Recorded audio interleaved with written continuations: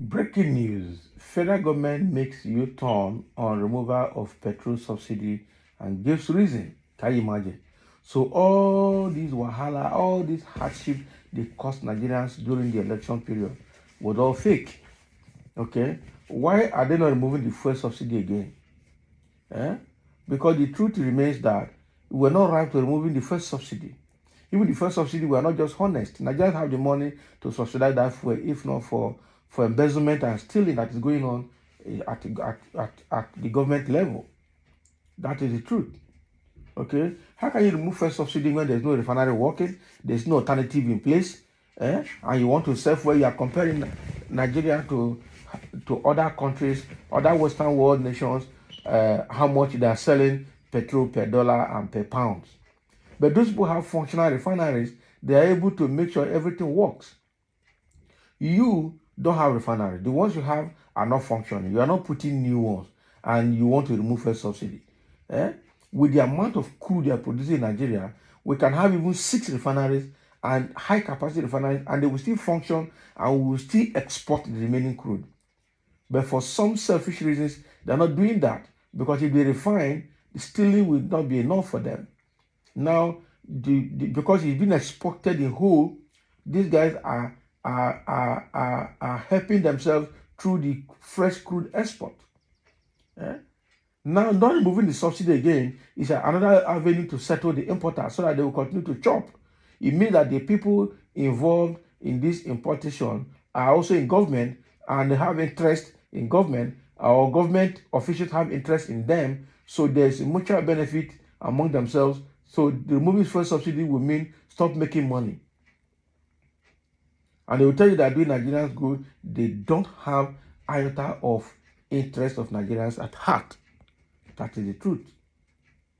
This is quite unfortunate. This country, they finished it. They really finished it. They really finished it. President Muhammadu Buhari-led government has revoked the plan to remove fuel subsidy from premium motor spirit, better known as petrol, by June 2023. Nigerian News understands that the federal government had severally announced the plan to end subsidy on fuel this year so as to increase its revenue.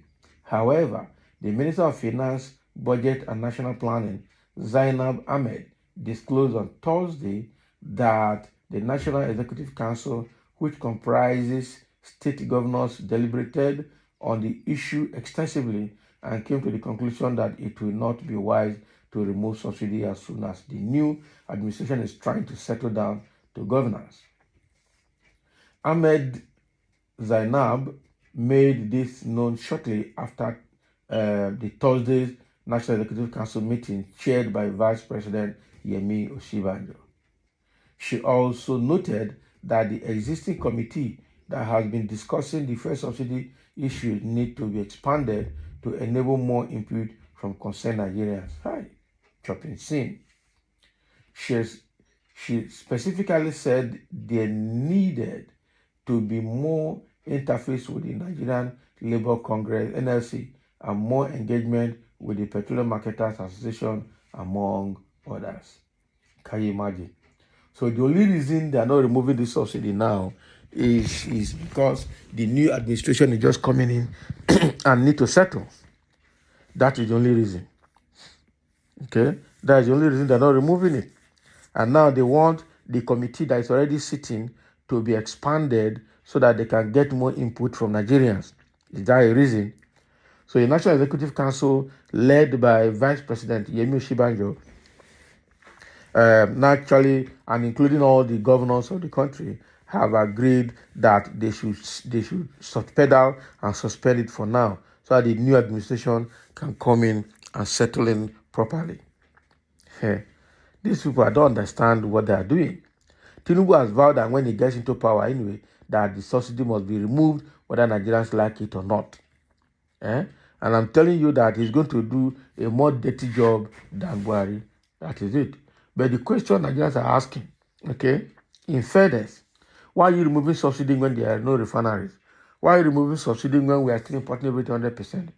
What is your basis? Why are you removing subsidy when there's no alternative source of product apart from the importation? Why are we importing in the first place? Why should we be importing? Are we supposed to be importing petroleum product, especially this petrol and kerosene and diesel that are in high consumption within the public? Yeah?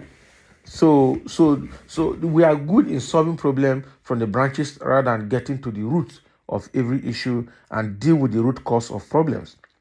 Until you deal with the root cause of problem, you can never have peace. You can never solve the problem completely and comprehensively. That is the truth. You must deal with the problem from the root before you can solve it and fix it. So now because the British Buhari government is very, very good in solving problem haphazardly. Okay, they went to close border because they thought they want to help locally made product. After 2 years, they couldn't go anywhere. They opened it. The more they close border, the more Hausas are smuggling rice from the Nigeria Republic using Okada. Eh? Now, they said they were going to redesign Naira to curb inflation and also to curb, vote buying. At the end of the day, they still bought the vote. They still introduced violence, and it didn't make sense.